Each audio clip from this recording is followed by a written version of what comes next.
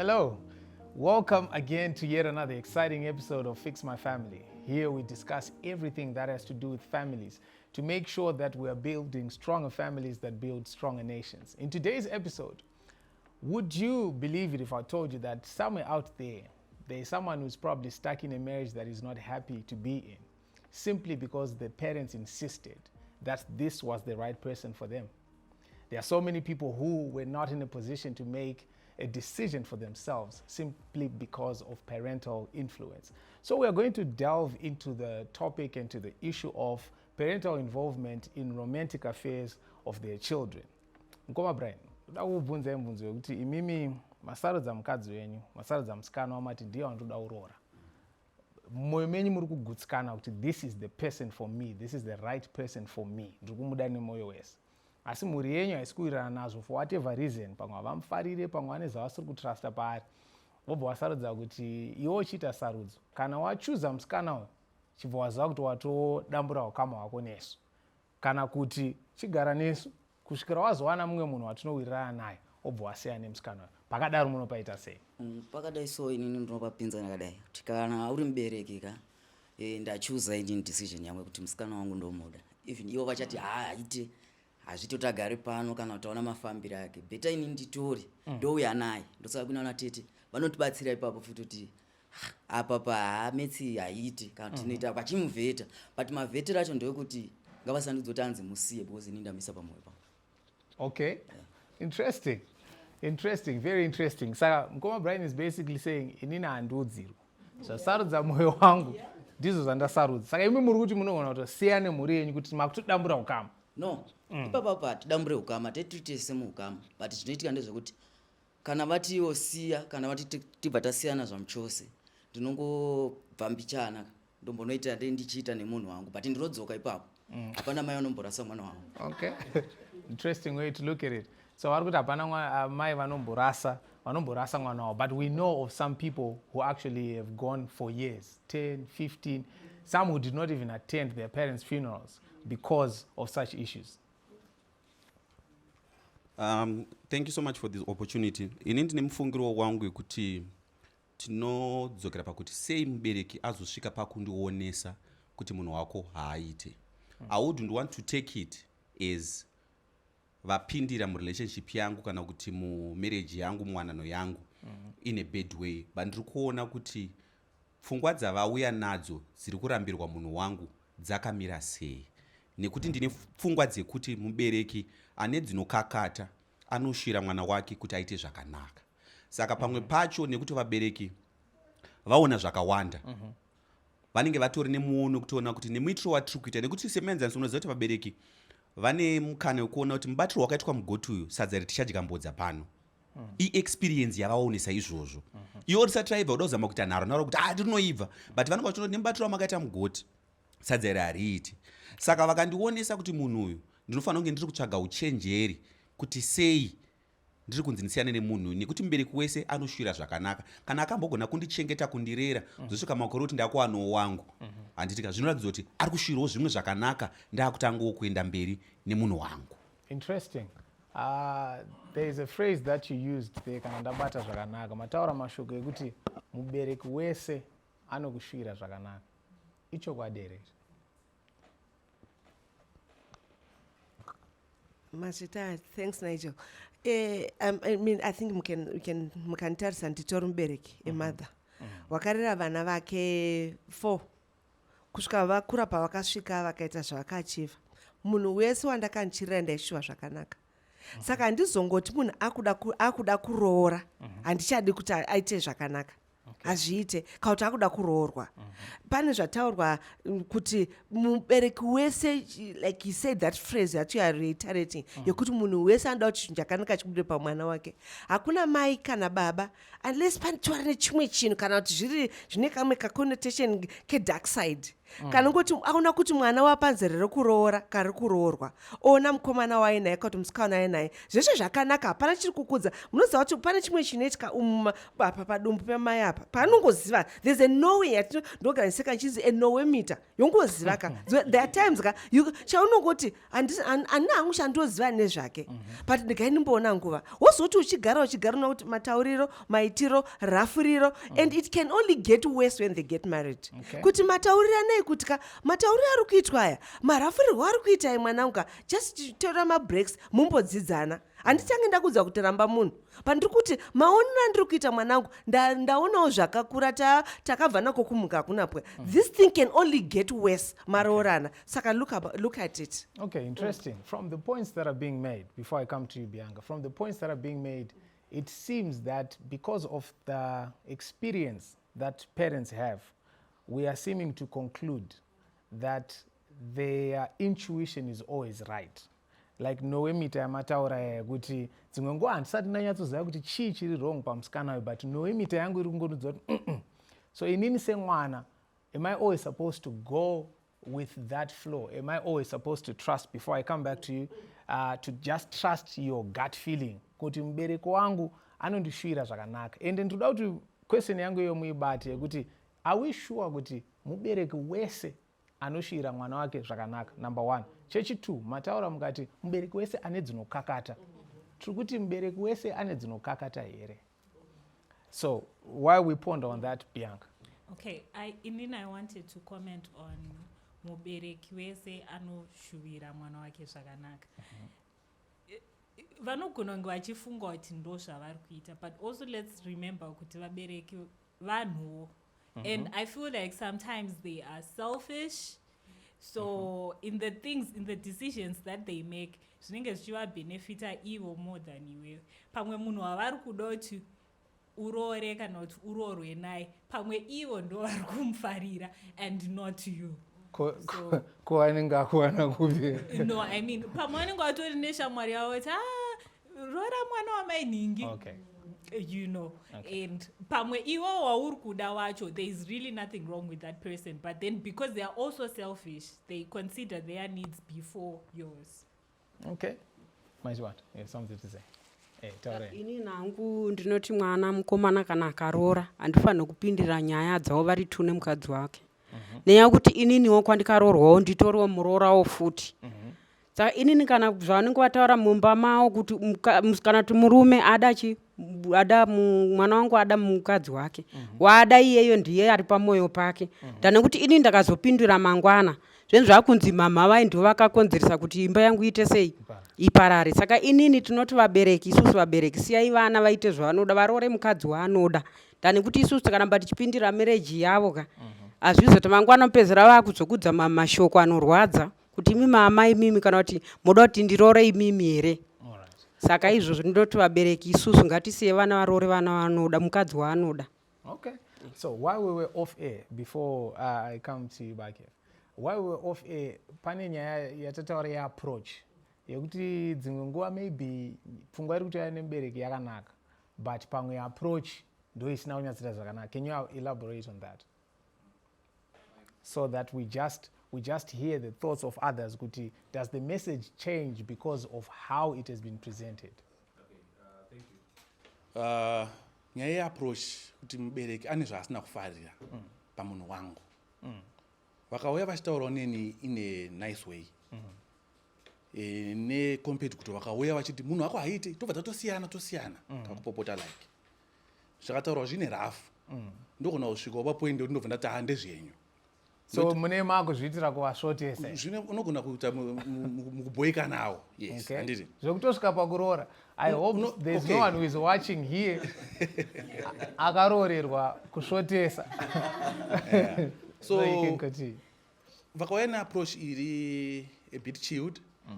I think even iwe ungosikuwirirana nawo wawega unogona kumboti but momuzi wengu achitii paipa ndara wengu achitii handiti then tiri ipapo sori dango kudzosea kumashure muchana pataurwa nyaya yekunzi vabereki vese vanoshuvira vana zvakanaka. Vabereki vanoshuvira vana zvakanaka asi pataurwa kuti nyaya yeselfishness.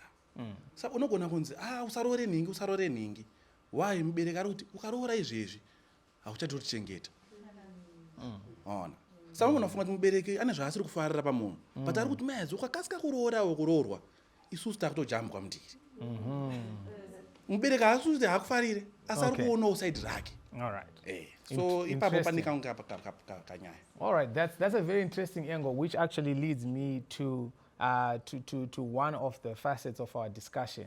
Kuti situation now, people have been married. Let's say there were no complications. Apananga achiramba. Let's say sisi Jane family project yangamchita andidika yangamchita kumba before marorwa. Pamwe makati vabereki makavatengera stand muri kuvavakira but now maane yenyu imba. What do you think is the right thing to do ipapo? Munokontinya mopedzisa stand iyoyo here kana kuti maakutofokasa nemhuri yenyu?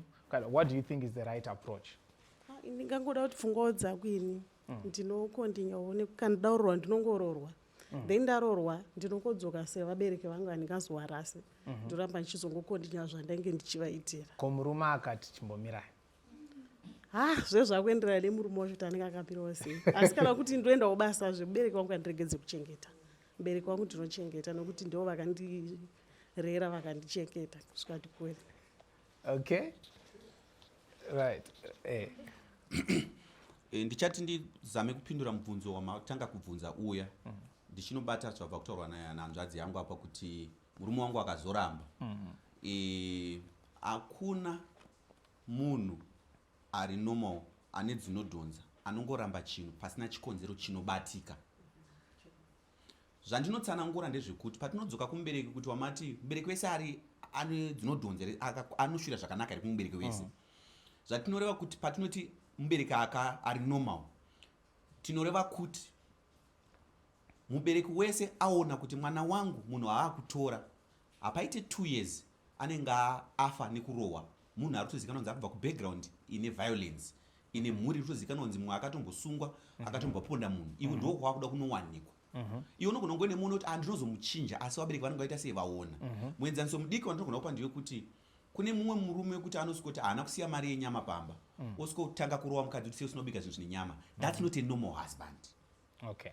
Ndomenzanisa kuti achipa pamamubvunza kuti mubereki wese munhu akakwana saka nodzinotadhonza nezipo. Saka murume wako kana akuzoramba kuti hausi kuchavakira imba yamubereki wako kana ari normal ane zvaari kuona kuti dai tapedza project 1 2 3 tochizopedzisai vabereki. Ane dzinokakata anototi tikangoita izvi topedza zvatopfuura ticharamba tichifokasa navabereki. So the recurring thought here iri pakutarisa kukakata kwepfungwa dzevanhu vatiri kushanda navo, vanhu vakatirera. Zvino in our culture, in our African culture, kutraya kuasesa kuti pfungwa dzemubereki wako dzinokakata. It's a taboo. That's a big problem on its own, because we were raised to believe and to think and to conclude that our parents are always right. They are always correct. So we're just going to take a short break and we'll be back to continue. So one day I saw a conversation about people talking and discussing about the issue of having children after getting married. And there was general outrage over the question, when are you having kids? Muchaita rini vana? Kana kuti baby ari kuuya rini? We're excited. And vanhu vaicomplain uda kuziva sani, uri kuti bvunzire izvozvo, you should never ask those questions because they are so insensitive. And I was just thinking maybe they are coming from a point of, at one point wakakubvunza kuti mukomana wako ndiani? Wabva watovaudza kuti ndilenadi. Very nice. Mukuroorana rini? Tikuroora next year. Mama toroorana. Muchatoriko rini? Mukatotaura date. Saka ivo vari kungopfuurira with the same pattern yekungobvunza kuti chakati chiri kuitika at which point. What are your thoughts on that issue of people just walking up to you and asking you, vana vari kuuya rini? All right, thank you so much. Inini ndinofunga kuti munhu whether shamwari kana hama kana mubereki handifunge kuti ane kodzero yekuenda pane mwana wake kana kuti shamwari yake omubvunza kuti mwana muchaita rini. there should be boundaries to these things. Hauzive ma-reasons ekusaita mwana emunhu iyeye. Dzimwe dzenguva anogona kunge ari kutadza kutoita mwana, pamwe ane kana 5 years achizama zvichiramba, pamwe ari kuchema ega mubedroom vanhu vasingazvizive. And then also mumwe anogona kunge akatongozvipira kuti inini I don't want to have kids in my whole life. And vanhu vane system yekujaja kuti culture yedu munhu anofanira kutongoita mwana chete, but handizvo for everyone. And lastly, mumwe anogona kunge akamirira kuti atange ari prepared iye nemurume wake kana nemukadzi wake kuti vakukwanisa kuchengeta mwana iyeye here. Nekuti kana mamuita zviya zvekuti vana vanochengetwa naMwari, pane pazvisingashandi. Nekuti handingarambe ndichinokumbira kana ingave iri mari yechikafu chemwana, kana angave ari mapampa. Yet the same people vanenge vakakupa pressure yekuti ita mwana ndo vanenge vakuti kwese kuramba uchingoti kumbira enda unotsvaga kumwe kunhu.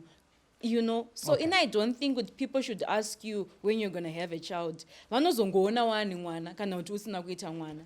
They should just learn the boundaries. Well, there's a point you raised that brings a different, angle, where you said they don't know the reasons why you don't yet have children. Maybe that's why so that they can know the reason. Thanks, Nigel. And I like a tambutara of air. As a parent, and I think that can go mirror some generation yedu yanzwa no kungo no to be vilified yanziri iri toxic iri everything. And I'm just saying kuti vedu amutange kuita vana vedu because wa kuda kurora kwatwa rorwa. Unobvira uri mwana wangu ya my day one, my blank sheet. Ndakatanga kunyora, uchibuda mandiri ndakatanga kutonyora pauri. And zvandaita zveseka was for in my mukukoniwa kwangu, if I may put that disclaimer. Mukutadza kwangu as a person handigoni kuita munhu ari perfect. But mukukoniwa kwangu, most parents like I reiterate point yakuti mubereki wese une dzinokakata, if I may use that term. Wakanga achida kuti zvakanaka zviitike kumwana wake. Ona mwana wake wagara aroorwa kana kuti aroora dza 5 years, there's nothing. Mubereki anenge ane relationship nemwana, inini as a mother ndogona kubvunza kuti nai Jenny kuti nai tatenda kuti ndiani sari mwana wangu pane chiri kunetsa here. I'm asking from a point yamai yokutonzwira, like she said, she rightly says pamwe pane zviri kutonetsa.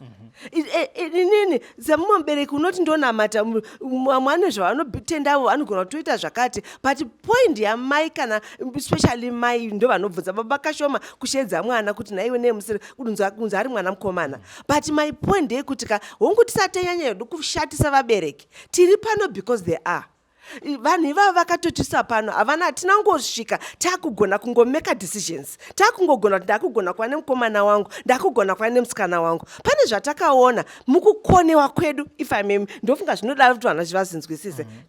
We mean well. Most parents mean well.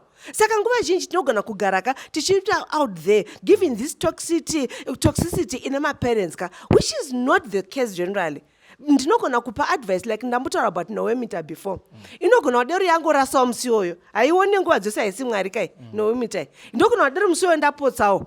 But wobva wanduza kuti aiwa mama zvamunomuna kadai zori yakanga angoitawo mudhu zvakaita so. But it's not like that. She's not like that. Okay. All right, thank you. Issue yevana iyi yakaoma kubvira nekubvira. Zvinhu zvaingoitika kuti vanhu vanenge vachingobvunza whether dzingave shamwari kana kuti vangave vabereki handiti. So chinoitika ndechekuti kuvabereki waroora nhasi handitika mane kana gore waroorana nemunhu wako, vanopedzisira vakukubvunza kuti ko why pasati pane something apa, hatisi kuona something handiti. Pamwe ndimudhara ari kundibvunza ini semukomana handiti. Pamwe inini ndine zvinhu zviri kundinetsa, pamwe handisi kukwanisa ita mwana wachona handiti. So ndinofanira kuvaudza so that vandibatsire nemazano ekuti ndozvifambisa sei. Oh, so in other words, you are saying it's okay for your parents to ask you. Yeah, it's okay kuti vabvunze. All right, vamwe vanga vachitoramba outright. Vari kuti it's a no-go area.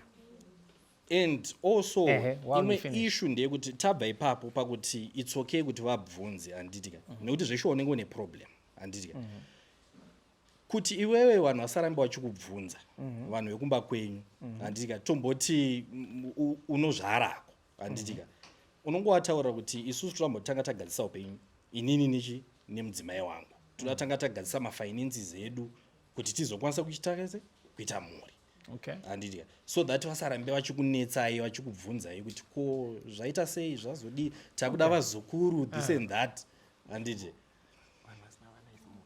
then pozoitawo issue yeshamwari nehama unongotsvagawo iwe yekungowataurira kungoti you know what guys tichirumbogadzirisa life yedu kana zvazoita muchazoona zvaitika. So the sense I'm getting from this is, number one, even after you are married, you are accountable to the families from which you come. Kuti to some extent mukuratidza kuti pane an issue yekuda kutoripota kwavari kuti vasa, as in they have a right to know. If we are saying you have to go there and tell them kuti apa tiri kumboronga saka makaona taita 5 years tisina mwana tiri kuronga zvatiri kuronga, you need to tell them. Secondly, you also said tiri kumboda time tozoita mhuri. So are we then saying those people who do not have kids hadzisi mhuri, it's not a family, just two people vari pamwe chete? Unonzwa vamwe vachiti tauda kuti uvake mhuri yako, ini pamwe ndikuti munhu andati ndo mhuri yangu tiri tu takadaro.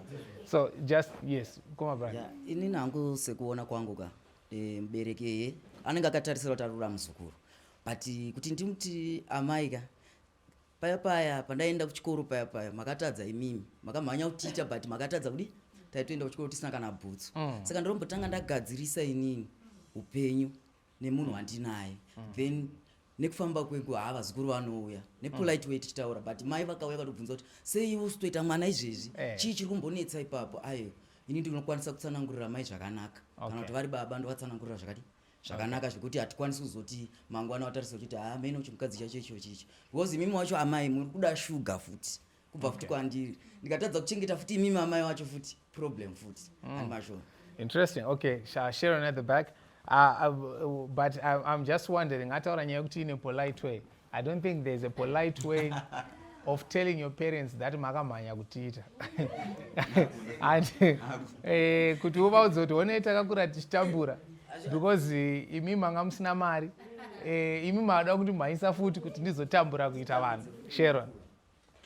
Ina nchida kuti wabvunza kuti is it okay kuti tibvunzwe kuti wane mwana here wewe musati maita mwana. I think if it's our parents, like immediate family, I feel like it's okay.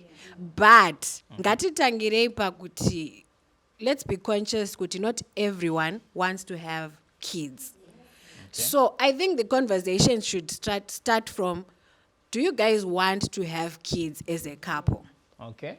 Then kana tati yes. Why mom musatimaita say musatimaita, but this is immediate family. Takutoudzanawo murudo kuti torambotanga taitawo mari so that we can take care of these kids, or maybe torambogarawo tiri 2 for 2 years tozoita pamberi, or maybe we are trying but there's something that's happening chichi. This is my immediate family. Not kuti someone wandinongoziva or extended family. Now that's too sensitive. Wow. That's too sensitive. Amazing. So because you don't know what I'm going through, you don't know why I don't have that child yet. So for the families that are watching, I think one of the issues that arises with our relationships as black families is that there are some family that you do not consider immediate, but they consider themselves close to you. Saka dzimwe nguwa kune vanhu vekuti vanenge vachitoti zviri very normal, muzukuru wangu mwana wanzadzi yangu inini ndine mai vake kaini, you know that. Inini immediate yandikutaura is my parents and my siblings, and my husband's parents and their siblings. Just that? Yes. Anyone outside of that circle has no right to ask you. Oh, okay, interesting. I think imwe engo yandiri kuona panapa ndiye kuti ukazoona zvakubvunzwa paine an area of isina kujeka kana kuti hazvisi clear pakuti isina nyaya yangu iri pakuti ukazoona your siblings vanhu vacho vatiri kuti vaakubvunza anyone asking whether close ari kure ari padhuze mieffect yekubvunza handitika zvinotiendesa pakuti isusu semazimbabweans as africans culture yedu netradition yekunoku inofollowa certain order yakaita sekuti grade 1 to 7 form 1 to form 4 A level graduation muchato mwana mumwe mwana handiti something like that. So certain comments and certain questions anogona kunge asina sensitivity yacho yekuti vanhu vari kutraya kana kuita sei but vanhu vari kukomenda from the normal progression of life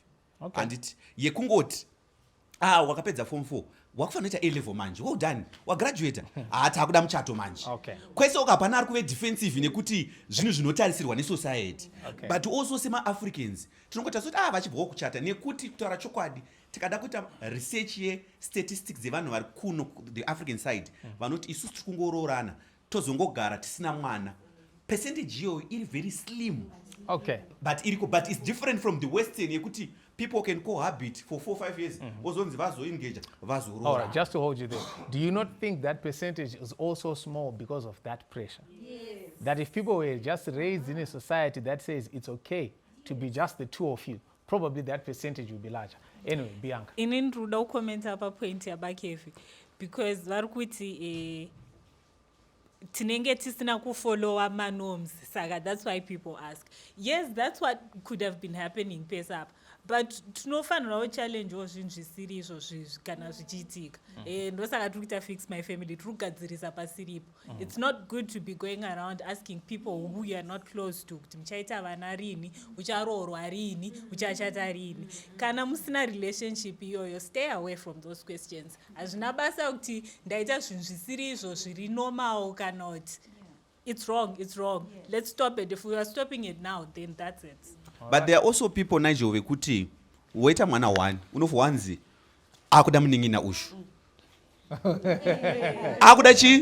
akuda munin'ina ushu vana vasi kuziva homwe yako handitika kana kuti pamwe wechitu wacho akutonisa futi kuya but ndozvinotaura kuti normal progression of life people just comment kakura kaukambaira kakumhanya chivai makaitira munin'ina handiti. So I think I'm going to play devil's advocate here and say some of these comments that now as we are looking at them in retrospect that are seemingly careless. Some of these comments sometimes have no malicious intent. Sometimes it's just poor small talk. Vanhu vekuti kana vasangana nemidzingo nguva kutoshaya nyaya chaiko pamwe ndosaka chizoni ngatiwandire kuwedha ngati mvura isi kunaya maorias adyiwa ngatiwandire ikoko nekuti vamwe kutaura kwavo hakusi kuda kumbokupai pressure. They are not even looking for a genuine answer. Varikoti mana pakuda kamwana wao kungoti tinemi murwendo ere. So this is me playing devil's advocate to just try and defend some of the people who might have said these comments without meaning any harm. Asi iwewe munhu now uri musituation uri mudambudziko rauri kana kuti uri muurongwa hwauinawo wazosvika pamba wakuti dhuwa kufunga kuti munhu but anga achimboti chii pamwe yatozvikanganwa zvaataura kare. But I guess we are all just being awakened to the fact that we have to be very careful with our words, with our statements. Kune vanhu vekuti as we are approaching this festive season, they actually avoid family functions for that reason of being asked, when are you getting married? When are you having kids? When are you having the second one? So it's very important to be mindful of boundaries. We're going to take another short break and then we come back for our final segment. Stay tuned.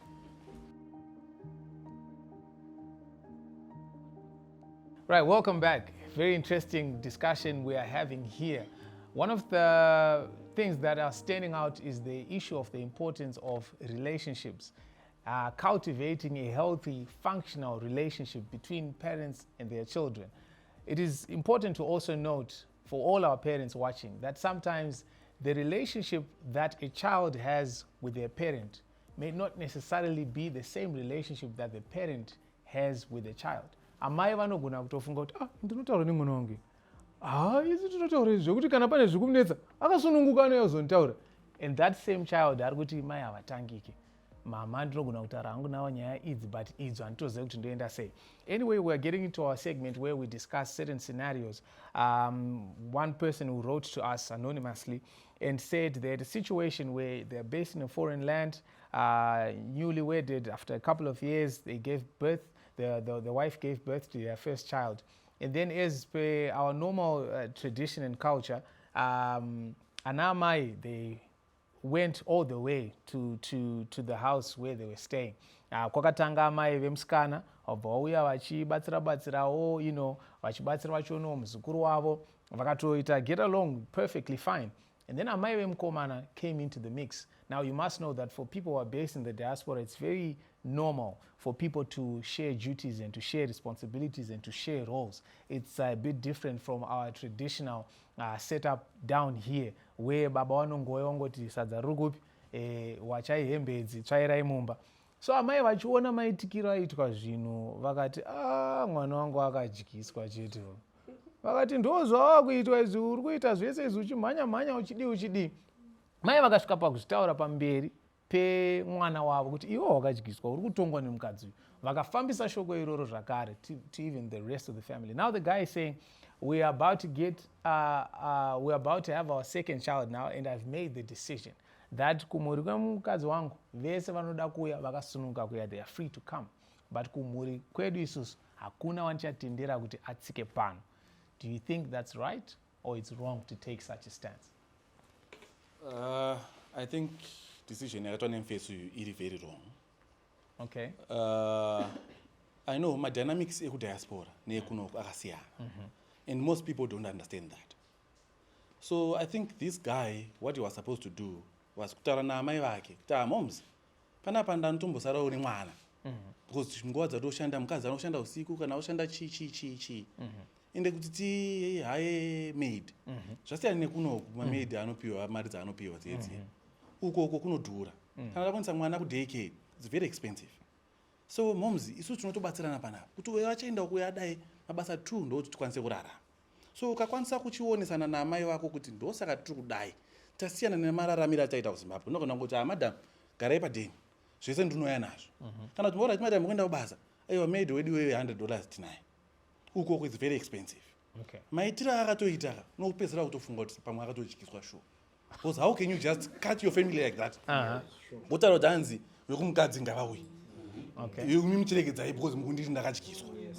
Vaonese mararamiro auri kuita nemunhu wako. Ko toti azama kuvaonesa mararamiro asi vari kuramba vakatsika ipapo maizvona. Aiwa, ini ndinotsigira zvataura mukoma ari kumashure kuti inini ndinogona kuti imimi vekwangu chiregedzai kuuya. Nenyaya kuti shoko ranenge wakafambisa rachoka rinenge risiri right. Dani kuti mukugara zvinoda kubatsirana. Saka muri kuti mukomana zvaakaita zvanga zviri right. Zvanga zviri right nakuti vari kubatsirana nemudzimai wake. Okay. Kuti murume kana mudzimai asipa ari kubasa, murume anosara wachiitawo basa pamba. Because vanenge vachibatsirana kuti vakwanise kuraramawo.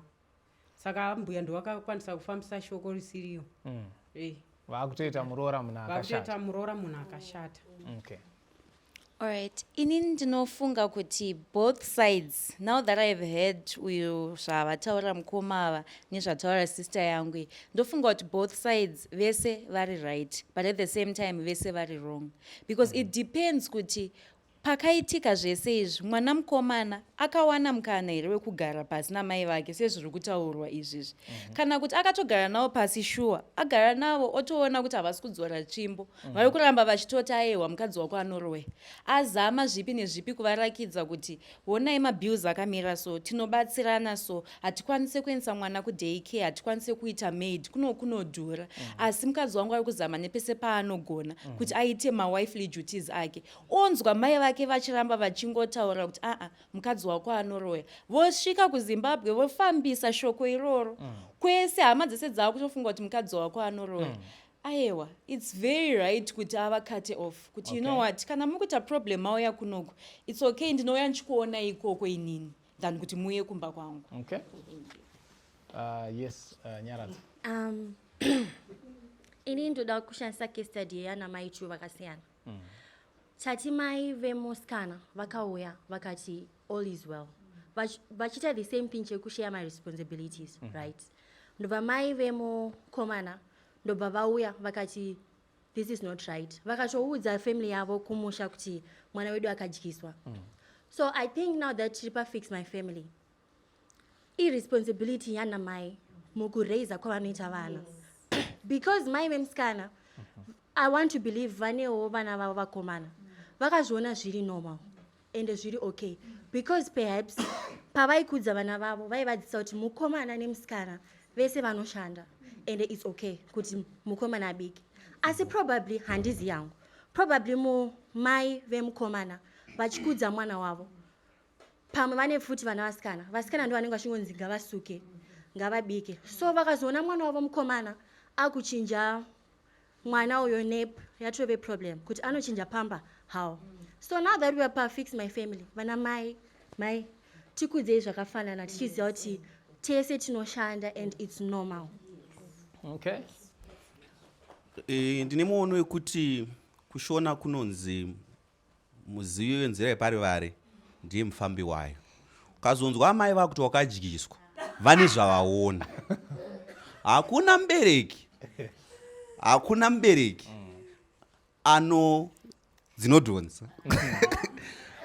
Anditika ndiri kutenda kuti mwanakomana anga akarerwa zvakanaka ukaona ari munhu anogona kutoziva kuti ndinofanira kumbounzwa vabereki kumhiri kwemakumo kwakuzoyana patigere mwanakomana nemwanasikana vagara vari kutochengeta vabereki vavo zvakanaka but ukazona mubereki asvika ozosvika unoidentify a certain something osvika pakuzoita zvivindi zvekutaura vese varipo kuti wakadyiswa pane chikonzero rimwe divi ratisiri kunyatsooneswa rakazovasvitsa ipapo. Hakuna kutenda kwangu kuti mubereki angati wake mwana waakatakura 9 months ozosvika pakumudza pamberi pemukadzi wake kuti wakadyiswa pane zvakatoonekwa zvikuru zvakaitika but pekuzonofambisa uku but kana akadya anofanira I'll just hold you there for a moment.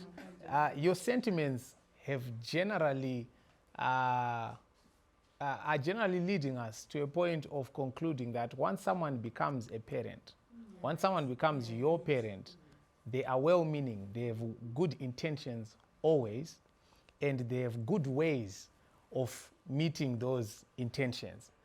You said kuti hakuna mubereki ane dzinodhonza. So maybe watiri kutaura nezvake in this context dzava hadzidhonze. The same people watinosangana nawo mukombe uchisha kuti hako munhu inoizi ari kuita overchange inga zvanzi munhu iyane kumba kwaari kuenda kwaari kutonoita madecisions. So chandisingazive ndechekuti how then can a child, we were only using child here but we were talking about adults, how do you get to a point of being able to discern kuti uzive kuti inini zvangu ava ndeamai vangu handiti asi chinonzi kutoronga chaicho havagoni kuronga nekuti ndakatokura pamba pavaironga zvisingafambi handiti saka kuti nditore zano ravo rinogona kusandishandira mumba mangu. But because we have been raised to believe that because they are our parents, because they came to the earth before we did, and because they gave us the privilege to be alive tiri panyika panapa vanoziva zvinhu kutidarika. I don't know what your take is on that. Ndandichida kuti tidzoke mumashure ndigozopindura izvo kuti mwana paakati vabereki ngavasauya. You know, my question is my point is vakakanganisa kuchitaura pamberi apa. Ameno baba Kevi pamwe havakazviona handiziva hangu vane proof yavo. Ameno kuti vakaonei but hazvisizvo zvinoita munhu mukuru. Zvinonzi gudo guru peta muswe kuti vadiki vagodini vagokuteerera. Saka dzimwe nguva zvimwe zvinhu tinozviona sevabereki asi hazvisi zveshe zvinoda kutaurwa. Even muupenyu chaiyo zvinhu zvaunoona it's not everything that you have to verbalize. And ini sevamwe vanotenda mukunamata ndozvaunononamatira izvozvo woti Mwari chifikisai kana if at all you've got a reason to believe kuti mwana wangu wakadyiswa asi hazvo zvinoitwa nomunhu mukuru. Kozoti zvekumwana haudzingi vabereki bhozi vakanganisa nhasi bhozi vabereki richaramba chikanganisa. Like you said kuti zvechokwadi, like you say, I think there's a wrong assumption yatinogona kuita yekuti mubereki wese arizo zvaari kuita. Asi haugoni kudzinga mubereki. Bhaibheri ratinoverenga tinoti kudza baba namai vako hazvina kunzi vachigona vachikone vachiita sei. No, my point is handisandapedza naizvo. Iye mukadzi wachonawo akabvumawo here. Munoziva kuti upenyu ivhiro. upenyu ivhiro nhasi zvinenge zvakanaka namai mwana muri kunzwanana but let me tell you something munhu wese une kwaakabva kwaanova munhu vaanotongonidha also there are people that just want to be real about with asi iwe kana wakatamatize pese pakanganiswa wakatamatize pese wataurwa chakati ndakatamatize pechete chakati ninge wakanditi ndakatamatize unosara uri an island. So is there ever is there ever a context, is there ever a situation where it is right to cut some people off? Munoziva kana if anifami kana pane threat yeupenyu ndofunga panoningirwa panonzi panga pakati upenyu kuti kuda vari kuda kuya vachiita zvimwe zvingathreatena vanhu muupenyu. But when it comes to a parent, I'm being honest with you, tiri muno muZimbabwe vari kutouya mudzimba vanhu vachitotaura zvavanototaura iwe uri kugara kumandara mai vako vabva vakambozuma vauya vataura zvavanotaura unotaura kuti hamuchasviki pano zvehere ndikutaura tiri kutaura nokuti zvinhu zviri kure but tataura sineri yatataura naizvo ndeyekunze uko ko vari kutaurwa vari muno vanotaura kuti saka hatichashanyira mashoko mangani mudikani avanhu vanotaurirana zvinhu zvakashata tinokatamataize here. Okay, but just hold you there. Because even locally, we have people wekuti vanogara kubudiriro mai vanogara kuGlenview padhuze dhuze but havatoonani vakatodecida kuti inini handitsikiko and pano handidi kuvaona. These are actually very real issues. So the conclusion that we're trying to get to is there ever a situation that warrants imi matauro enyu mukati sometimes if your life is under threat, right, kuti pamwe munhu ari kutoya nebanga everyday ungati ndimai vangu chete ndinongowada unovezwa mutsipa. Is there ever a situation outside the threat of life where someone can say, you know what, it is not serving either of us, it is not good for me, it is not even good for her, because pese patiri kusangana tadzipa nauro, pese patiri kusangana tapuma nauro, pese patiri kusangana tapopotedzana. So I'm just going to keep to myself and let her keep to herself. Is there ever a situation where it is right to do such a thing? I just want a yes or no from you and then we move. Is there ever? For me, a parent that I couldn't funge, like never. except in the threat of life. Shit. No, for not a parent. Okay. And I think difficult as it may be, yes, there are scenarios antotudaro. For my mental health, unogona kutozonoti pamwe pacho unogona kutozopedzera wapenga. I feel like uyu munhu case study yedu anti ane zvimwe zvinhu zvaasina kutaura from before zvakazoita kuti azoti this was my last stroke because handingomuki my mother my father handingomuki nchiti handichadi we are done. Zvinhu maybe zvinenge zvaramba zvichiitika over the years chichichi then you're like yeah apa patasvika apa zvakwana. Okay.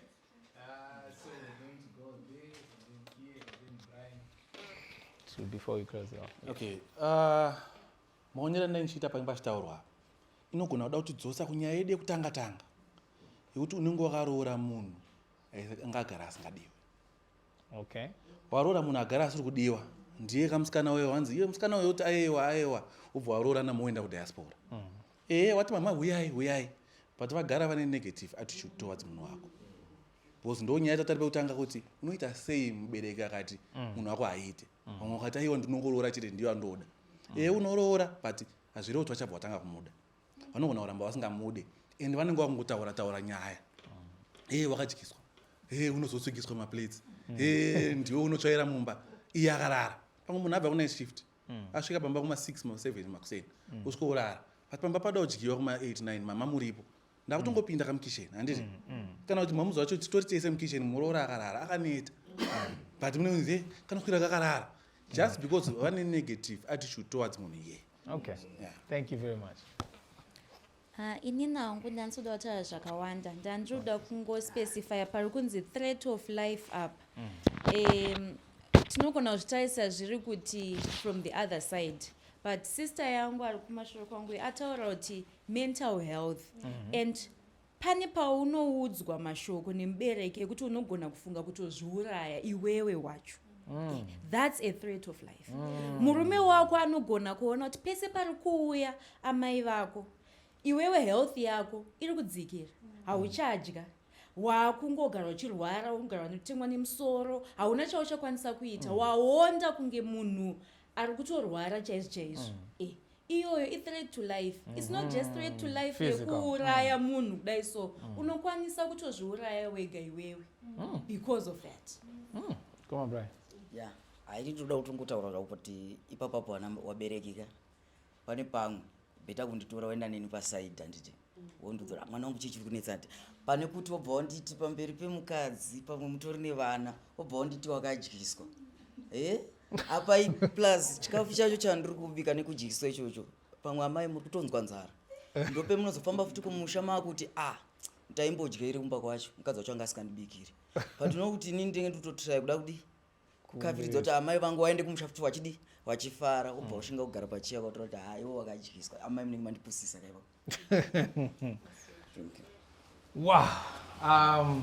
It is important to have these conversations. And it is unfortunate that in a lot of families, we never have either the time or the guts to face these things and discuss them.